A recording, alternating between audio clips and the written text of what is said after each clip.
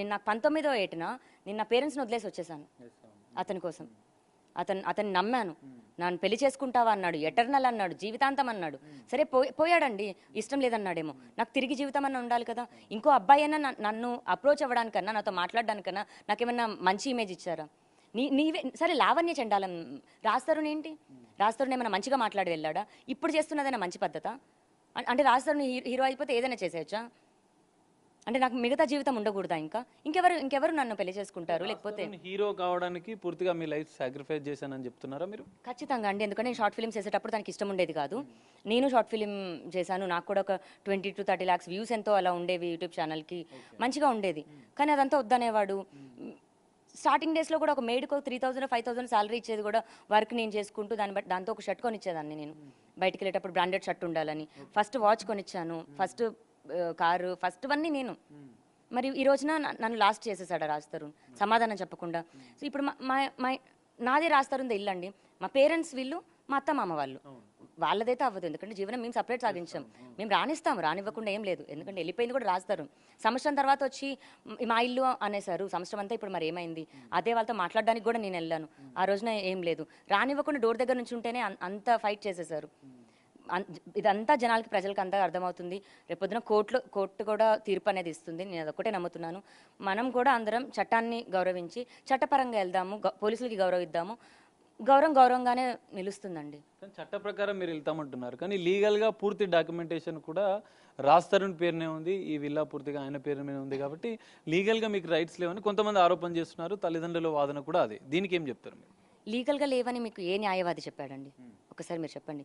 పోనీ మీ దగ్గర ఫోన్ ఉంటుంది, గూగుల్ ఓపెన్ చేసి చెప్పండి. వాళ్ళు ఎంత ఫులిష్గా బిహేవ్ చేస్తున్నారంటే, తాళి కట్టిన దానికి ఎవిడెన్స్ లేవంటే మేము వెళ్ళిపోయి గుళ్ళో పెళ్లి చేసుకున్నాము. గుళ్ళో పెళ్లి చేసుకున్న 3 నెలల తర్వాత ఇంట్లో చెప్పుకున్నాము. మేము చౌదరీస్, వాళ్ళు బ్రాహ్మిన్స్. చౌదరీస్ ఏ క్యాస్ట్ వాళ్ళకైనా వాళ్ళ క్యాస్ట్ వాళ్ళకి ఇచ్చుకోవాలని ఉంటుంది. అండ్ 19-20 ఏళ్ళ వయసులో క్యాస్ట్ ఏముంటుందండి? ఫస్ట్ ప్రేమించుకోవాలి, పెళ్లి చేసుకోవాలనే ఉంటుంది. మేము అలాగే చేసేసుకున్నాం.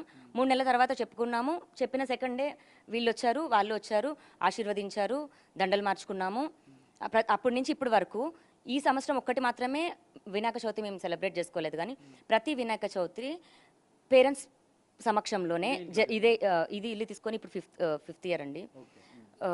మిగతా అంతా రెంటెడ్ హౌసెస్లో, ప్రతి రెంటెడ్ హౌస్లో మరి జరిగాయి.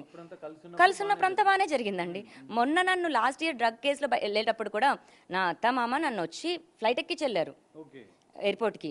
ఇదే ఇక్కడ కూర్చొని ఉన్నాము, ఇక్కడే తిన్నాము, ఇక్కడే పార్టీ చేసుకున్నాము, ఇక్కడే తాగాము. అంతా మేము డ్రింక్ చేస్తామండి. నేను చేస్తాను, మా డాడీ చేస్తాడు, మా అత్తమ్మ చేస్తారు, మా అంకుల్ కూడా చేస్తారు. అందరూ కలిసి డ్రింక్ పార్టీలు చేసుకొని అంతా బాగానే ఉండే అప్పటి వరకు. Open thing. ఇంత జరిగాక మేమేదో ఇది చేయమో అన్నది కూడా ఏం లేదు.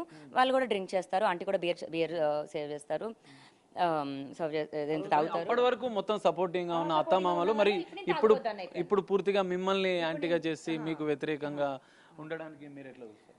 అంటే మనిషి కావాలనుకున్నప్పుడేమో తప్పులు కూడా ఒప్పులు అయిపోతాయి, మనిషి వద్దనుకున్నప్పుడు ఒప్పులు కూడా తప్పులుగా చూపించి వదిలించుకుంటారు అని అయితే నాకు అర్థమైంది.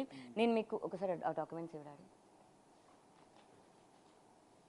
ఇప్పుడు మరి మీరు లీగల్ ఫైట్ ఏ విధంగా వెళ్దాం అనుకుంటున్నారు? మరి మీ దగ్గర ఆధారాలు ఏమైనా ఉన్నాయా? మరి అన్ని ఆధారాలు ఉన్నాయి. అండ్ రాజ్ తరుణ్కి మేము 80 lakhs వరకు ఇచ్చాము.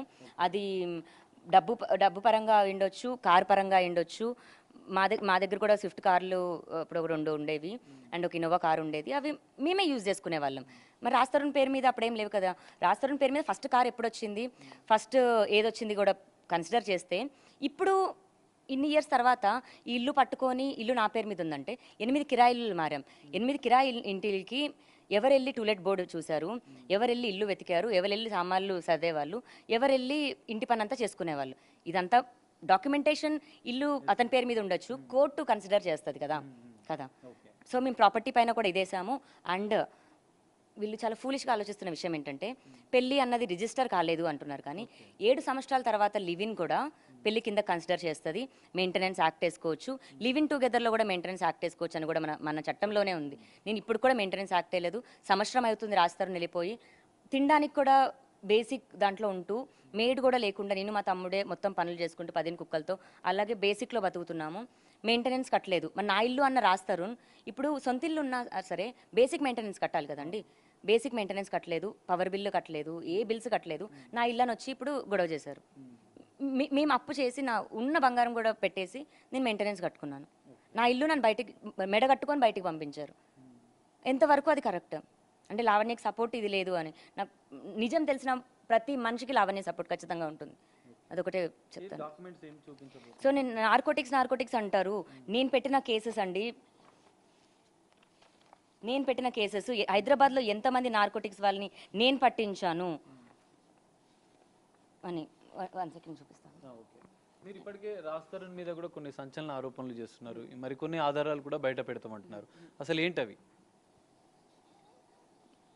రాజ్ తరుణ్కి నాకు మేము పిల్లలు ప్లాన్ చేసుకుంటున్నప్పుడు తనకి పిల్లలు వద్దు అని అన్నప్పుడు మేము మెడికల్గా అబార్షన్కి వెళ్ళాము. మరి అది మళ్ళీ ఇన్ఫెక్ట్ అయ్యి నాకు బాడీలో ఆర్గన్ తీసేశారు. ఇప్పుడు తన ప్రాపర్టీ తనకి ఇచ్చేస్తాము, నా బాడీలో ఆర్గన్ నాకు ఇచ్చేస్తాడా? నేను అంతవరకు ఇప్పుడు ఫైట్ చేస్తాను. నన్ను ఎందుకు ముట్టుకున్నాడు? మరి నా పేరెంట్స్ పర్మిషన్ తీసి ముట్టుకున్నాడా? నా మెడలో తాళి కట్టకుండా మరి నన్ను ముట్టుకున్నాడంటే 376 పడుతుందా?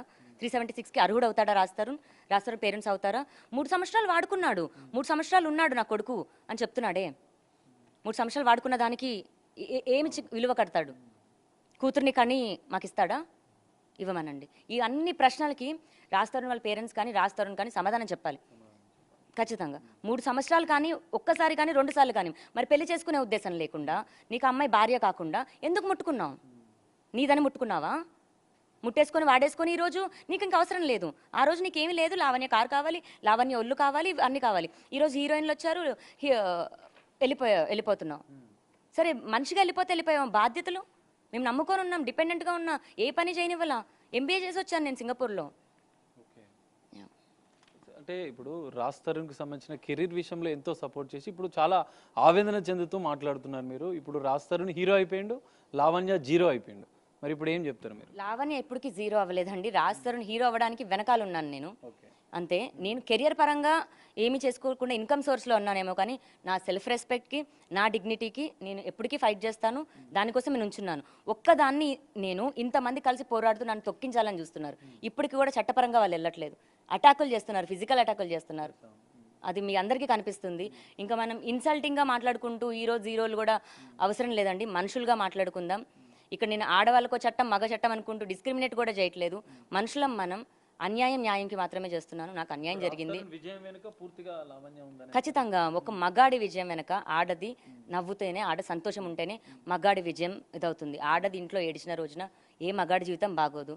అది తల్లిదండ్రులకి కానీ, అత్తమామలకి కానీ, ఆడబడుచులకి కానీ. మగాడు తెచ్చుకున్న ఆడది నవ్వుతేనే, అది ఏడిచిన రోజున అతని జీవితంలో లవర్ సినిమా నుంచి నన్ను ఏడిపిస్తూ వచ్చాడండి. నేను ఎప్పుడైతే నవ్వుతా ఉన్నానో తన లైఫ్ అంతా బాగుంది. నన్ను ఎప్పుడైతే ఏడిపిస్తూ వచ్చాడో తన కెరీర్ అంతా పోయింది, డౌన్ఫాల్ అయింది. ఒక్కసారి నవ్వించి చూడు రాజ్, మళ్ళీ ఎలా హీరో అవుతావో చూడు. ఇది కాని రోజున నువ్వు ఎప్పుడు తప్పించుకుంటానే ఉంటావు. తప్పించుకో, ఏం ప్రాబ్లం లేదు. ఇప్పుడు కోర్టు పరంగా ఉంది. వాళ్ళు ఏమైనా కోర్టులో పిటిషన్ వేసేసి ఇల్లు స్వాధీనం చేసుకోవాలని చూసారా? పోనీ మాకు కూడా హక్కు ఉంది, మేము కూడా ఉంటామని కోర్టు పరంగా వచ్చారా? వాళ్ళు కేసు పెట్టారు నా పైన, ఈ అమ్మాయి నుంచి ప్రాణహాని ఉందని. ప్రాణహాని ఉన్న అమ్మాయి దగ్గరికి ఎందుకు వచ్చారు? ప్రాపర్టీ కోసం. అంటే మీరు ప్రాపర్టీ కోసం వచ్చారు. ఇప్పుడు ఈ రోజు ఈ ప్రాపర్టీ మీది కాదు, లావణ్య ఆల్రెడీ వేరే వాళ్ళకి ఇచ్చేసింది, అమ్మేసింది. మరి ఇప్పుడు ఏంటి అంటే వెళ్ళిపోతారా? అంటే వెళ్ళేటప్పుడు లావణ్యం తీసుకొని వెళ్తారా, ఇద్దరు వెళ్ళిపోతారా? అయితే రాజ్ తరుణ్ ఒక్కొక్క స్టెప్ ఎక్కడానికి కూడా మీరే కారణం అని చెప్తున్నారు, పూర్తిగా మీరు సపోర్ట్ చేశారు. కానీ ఇప్పుడు మీరు ఒంటరి పోరాటం చేయాల్సి వస్తుంది. రాజ్ తరుణ్కి వాళ్ళంతా గ్రూప్ ఆఫ్ ఫ్రెండ్స్ అంతా సపోర్ట్ చేస్తున్నారు, కానీ లావణ్య ఒంటరి పోరాటం ఇంకా ఎన్ని రోజులు? కోర్టు తీర్పిచ్చే వరకు ఒంటరి పోరాటం అండి. లేదా నేను కేసు కాంప్రమైజ్ అవుతే మనస్ఫూర్తిగా కేసు కాంప్రమైజ్ అవుదాం అనుకున్నాను. కానీ శేఖర్ భాష, మస్తాన్ సాయి, రాజ్ తరుణ్ వీళ్ళందరూ, ప్రీతి, ఉదయ్, మేఘన వీళ్ళందరూ ఒప్పందంతో ఉన్న దాంట్లోని రాజ్ని ఇప్పుడు లాక్ చేసేసారని నమ్ముతున్నాను. అదే కనుక నిజమైతే రాజ్ కమ్ ఫార్వర్డ్, దేనికి భయపడకు, నేనే ఉన్నాను. అదే కనుక నిజమైతే నువ్వు ముందుకి రా. ఇల్లా ప్రాపర్టీ తొక్క తోటకూర కూడా కాదు, ఇవన్నీ సాల్వ్ చేసుకొని నేనే యూఎస్ వెళ్ళిపోదాం అనుకున్నాను. బేసిక్గా నేను యూఎస్ వెళ్ళిపోవాలండి. మళ్ళీ అంతా నా పైన ఏం లుక్అవుట్ నోటీస్ లేదు, నేనేమన్ని క్రిమినల్ క్రైమ్ కూడా నేనేం చేయలేదు. హ్యాపీగా నా లైఫ్ నేను ఫార్వర్డ్ ముందుకు వెళ్దాం అనుకున్నాను. ఇంకా మూవ్ ఆన్ అయిపోదాం అనుకున్నాను. ఎక్కడ అవనిస్తున్నారు నన్ను? అబ్బాయి వెళ్తున్న కొద్దీ అవును.